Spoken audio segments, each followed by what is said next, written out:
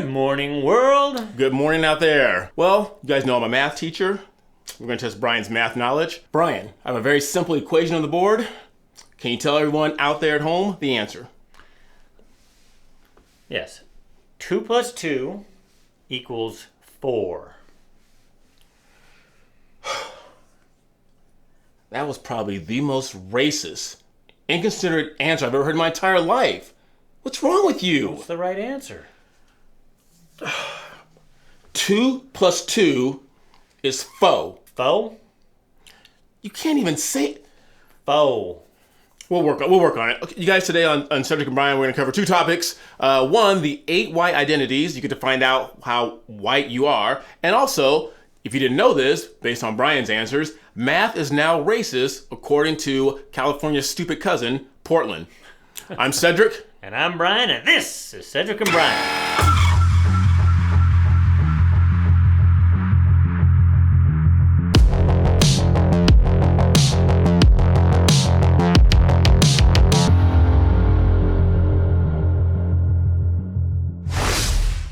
Cedric, thank you for pointing out my racist tendencies. I've always learned 2 plus 2 equals 4, but I'm going to practice foe. Is that better? Foe? You're a victim of your whiteness. Yeah.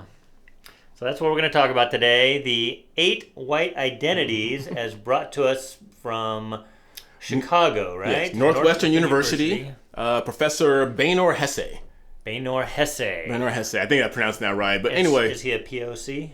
No, I don't think he is. No. Well, maybe he is. I don't know. I have to look that up. Maybe he's just a white apologist. It could be. Could be. We'll let you know what that is. Yeah. I hope Brian's going to put the little article in the link here, and we will put the ad up behind us. But this gentleman, Professor Baynor Hesse, went through 8 different stages of how white you are, because anyone who's watching this out there, if you are white, if you didn't know this, you are a certain level of whiteness, and it goes at the red light if you are a white supremacist, all the way to the green light if you're a white abolitionist. Now, doesn't that sound racist right off the bat? Doesn't it just sound like, what if I said the 8 black identities? I can't do that, huh? No. That would put me in the first category of white supremacist? You got a lot of work to do. A lot of work to do with this man.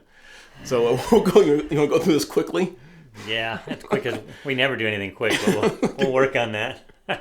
Now, Brian and I are having fun with this. There are going to be some people are going to leave some triggered comments. You have to laugh at this stuff because I feel like, have you ever watched that show for the older people like John, when John Canoe was around our age? Mm-hmm. Remember Green Acres? Mm-hmm. When I watch Green Acres, you get frustrated because how stupid the town is, and only whatever the main guy's name is, I can't even remember his name right now, and you're like, how does he deal with this? That's what I feel like. I feel like the United States is Green Acres, and the idiocy coming out of it that everybody seems to agree with, at least everybody in the media, and you're just like, what the hell? Right.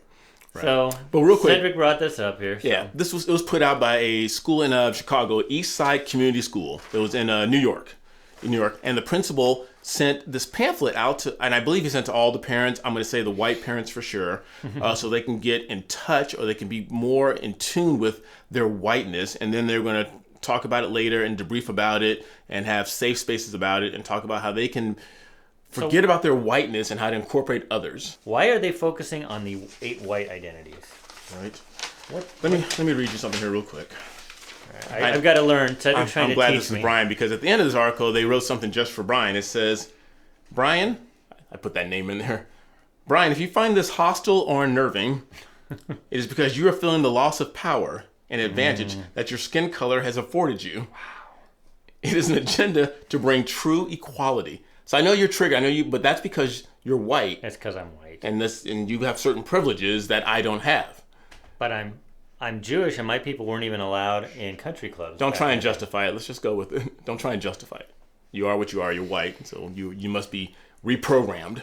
All right. Okay, here we go. We're gonna go through this quickly. You're here to help reprogram me. Yes. Exactly. Right. Okay, number 1 on the red scale. Now that's the worst. Yeah, apparently red means bad.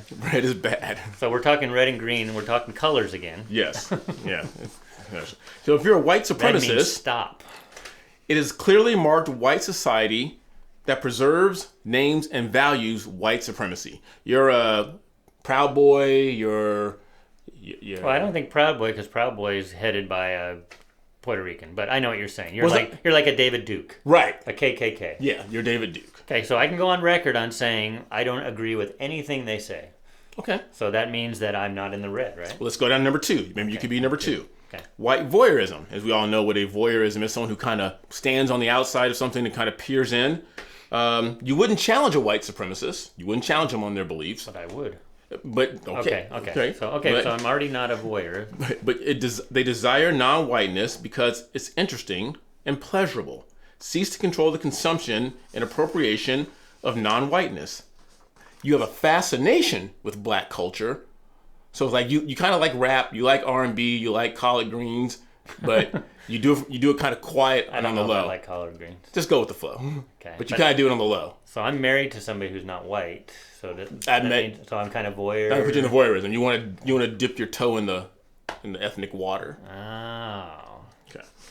All right, but I would say I'm not that because I hate white supremacists because most of them are also Nazis. Right. And so I would say I'm not in that category either. I do like you. I don't want you for pleasure, though. Right. You don't think you like me. You tolerate me. There's a difference. You just tolerate me. Okay, the number 3, white privilege. Have you heard that phrase before? White privilege is that you may critique supremacy. You might critique it. But a deep investment in questions of fairness and equality under the normalization of whiteness and the white rule's sworn goal of diversity. That sounds like gobbledygook. Okay. Yes. And here's the big thing. You believe in diversity. You're like, okay, I'm all about diversity. Okay. But you also believe in fairness and equality. Okay, that sounds Which I good. think most of you would say that's a good thing to believe in. Yeah, diversity is cool, but I don't want a person to get a job because they're the first black or the first transgender or the first this or that. You want fairness and equality. Fairness and equality. Okay. Yeah. So they're calling that white privilege. That's white privilege. Don't you believe that? You believe in equality, right? I'm not white. Fairness. Yes. I do. But you believe in that. Yes. Yes. But since you're not white, you don't have white privilege. Well, I'm in the next bucket. The next bucket. But I've known you forever. You believe in diversity. You believe in fairness. Yes.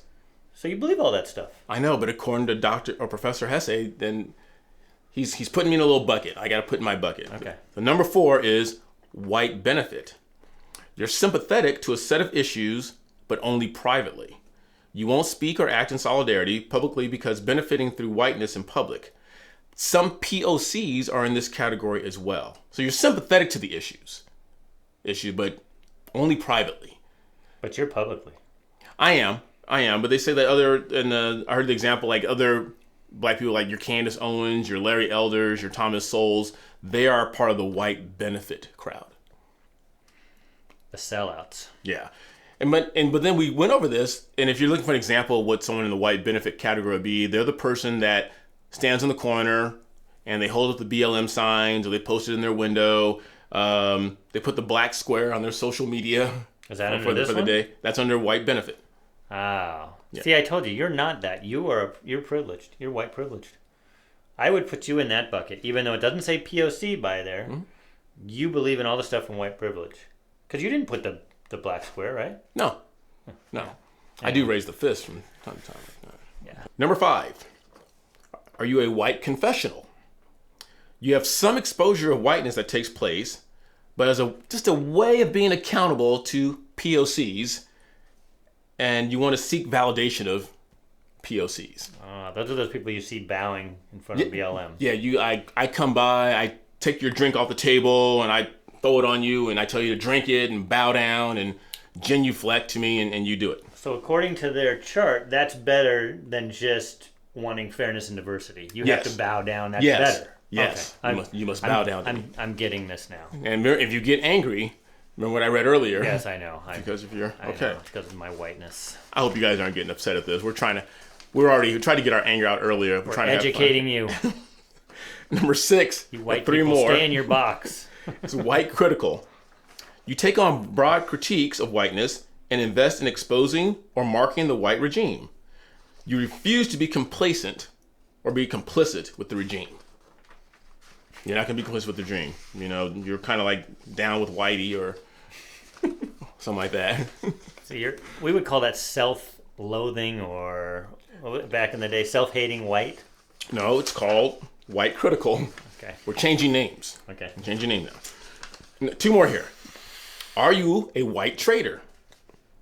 You actively refuse complicity. Names what's going on. Intention is to subvert white authority and tell the truth at whatever cost. Need them to dismantle institutions. So you're just dismantling all the institutions, all the oppressive institutions that keep POCs down. You're dismantling that. You're actively involved in that. So they're the ones helping take down statues of Lincoln and Washington. Yes. Okay. Yes. Yes. And this is good according to them. You want to get all the way to the green on the right, right? Right. Okay. Right. And the last one is that when you've reached nirvana, you've reached the essence of whitehood. You are a white abolitionist. That means you're changing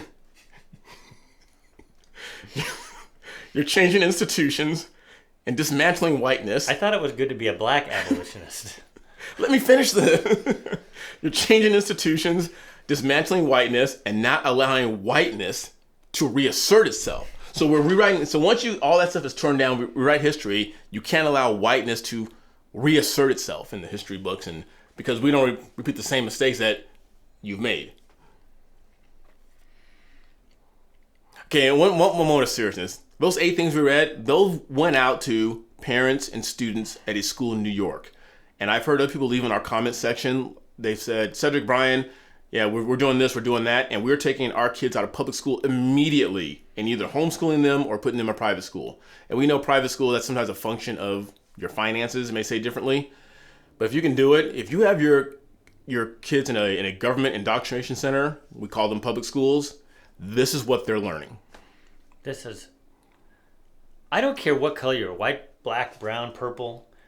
If we talked about this before, you turn this around, it's going to be called out as racist bullshit that it is. But since it's about whitey, they're teaching this in the schools. If you keep your kids in a school that teaches this stuff, I don't care what color you are. I think you understand it now. You're coming along. So, like you said, though, if I feel indignation about this, yes. that even makes me more white. Oh my God. I mean, we started off joking around about the math being racist, and that was serious up in Portland. Yeah, we'll get to that in a second. And, oh my God. I honestly don't know what to say to this stuff. I mean, I guess I can't speak to it because I am white, and if I speak to it, Cedric had to tell me why I'm speaking to it. It's because I'm in fear of losing my privilege, even though they put me in a box of white privilege. Right. So I'm in the fear of losing that privilege, whatever that means. Right. Because I have no idea what that really means. Right. I mean, I did, good grades in school, went to college, got a degree so that I could actually raise a family. But apparently that's whiteness. Yes. Okay. So you got it. I'm getting it? Yes. All right. So okay, good. Now you've gone through a lot of years of, we have to reprogram you, so it's going to take some time. So we can't just do it in one session. Okay. All right. I'm learning. Okay. And again, we try to make that lighthearted. I know you guys appreciate our look on stuff. We try and make levity out of stuff like this, but it's hard sometimes. That was even hard for me to do and keep a straight face. If you agree with any of this stuff on here, any of this, please let us know. We want to know what the mindset is to say that this is okay and normal and especially the racist math. I mean, how does science now become racist? Yeah, that's our next topic, and this is brought up in, like I said, California's stupid cousin, Portland, Oregon. Math is now considered racist, and for a while there, we thought, okay, the math was the last thing in the school system that couldn't be touched by racism. Okay, well, we'll give you history, we'll give you language arts, we'll give you PE. Okay, all the black kids are on one team. That's not fair. They're all going to win, but math. We thought math was going to be the last thing they couldn't touch because maybe it's a hockey team. That's not fair. You guys are swimming. Okay. Because all right, we're both racist. Two plus 2 is 4, and how does it's faux? I've been learning, but it's not so much the speaking of it. It's just that requiring POCs to do critical thinking is racist. And I know we did a video about that months ago. And that is racist. To think that somebody shouldn't be able to do that is racist. And like I heard someone say a long time ago, I forgot who it was, but he said there's no such thing as white privilege. But he said, I do suffer from work privilege. If you come over here and work, like Brian said, sky's the limit.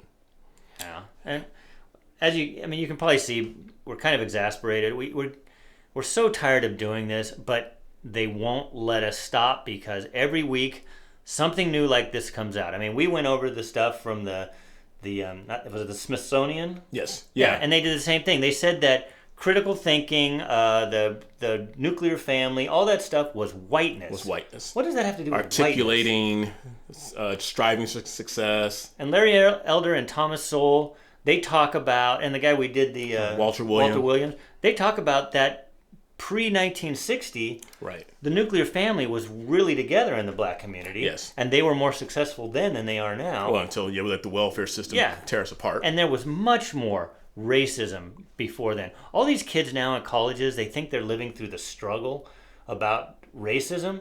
They have no idea what racism is, so they have to create it. That's where microaggressions come from, right? Right. Because they're not living under hoses being put on them. Right. They're not living under having to sit in the back of the bus. So now it's microaggressions or this nonsense here saying that if you're white and you want diversity, you have white privilege. It's like, right. And I hate microaggressions because if you don't know, but Brian will tell you this. I just like to talk to people. And I remember it wasn't too long ago, 10, 15 years ago, when you're talking to someone, you're at a bar or a restaurant and you hear an accent, it was no big deal to say, hey, where are you from? Exactly. But now it's like, that's microaggression. You can't ask them where they're from. It's like, well, I'm curious. I want to know. I'm intrigued by their speech. I just want to know where they're from. And a great book we read, How to Win Friends and Influence People, that was the thing. You asked people about themselves. Right. Nobody loves to talk about anything other than themselves more than anything else. So you ask people. So I'm the same thing because I deal with people every day.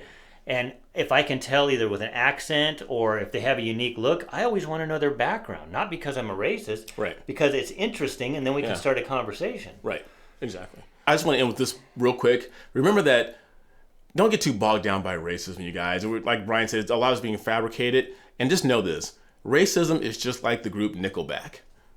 It's there, but nobody wants to see it in person. Wow, I like Nickelback, so... We'll let you guys say. You let in the comments. I think they're very similar. We know it's out there. Nickelback always, but nobody wants to see it in person. Man. Canadian too, man. But before we end up here, we're gonna do that comment you found. Comment. Here's our comment. This one is as you can tell, we really love the compliments. So I found this one here from Jolantru. I think some people put their part of their names, first and last name.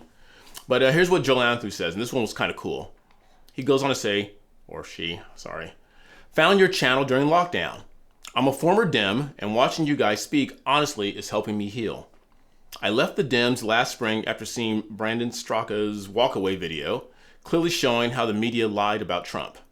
I'm in my 50s, and many of my political views are heterodox.